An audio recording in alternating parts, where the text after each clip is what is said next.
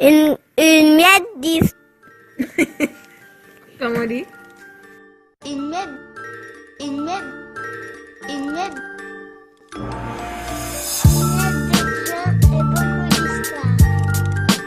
Une miette de gens et beaucoup d'histoires.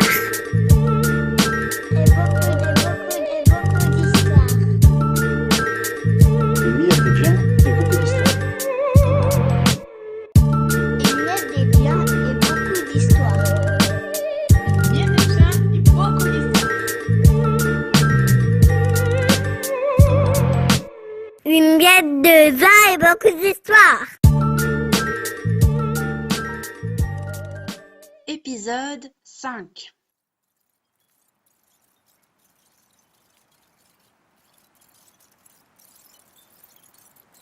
Depuis que les hommes sont hommes, ils racontent des histoires. Des histoires pour expliquer le monde, ce monde qui les entoure, rempli de mystères et de complexité. Un monde qu'ils veulent à tout prix élucider. Mais parfois les questions restent sans réponse, ou les réponses ne sont pas tout à fait vérité. C'était une nuit sans lune, une nuit tellement sombre que les étoiles en perdaient le nord. Cette nuit-là, une étoile sans nom s'égare dans la nuit noire. Elle dégringole du ciel et s'écrase dans un champ. Elle a peur, elle a froid.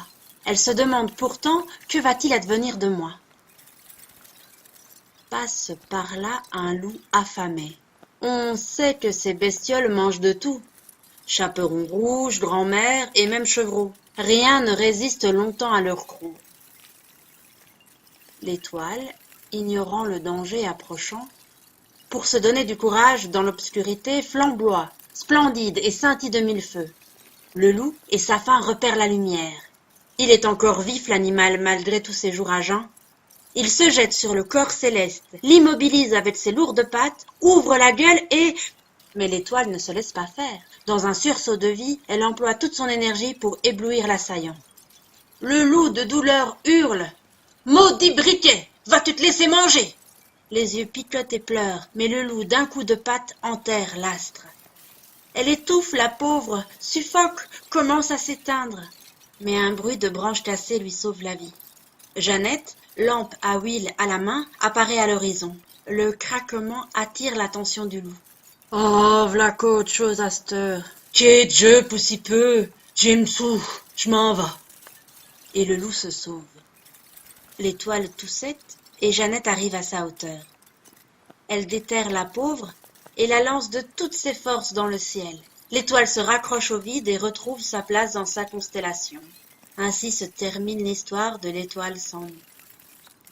Mais combien d'autres, déboussolés par la noirceur, n'ont pas fini ensevelis par quelques prédateurs de grand chemin, ou par étourderie de l'univers? Un grand nombre probablement.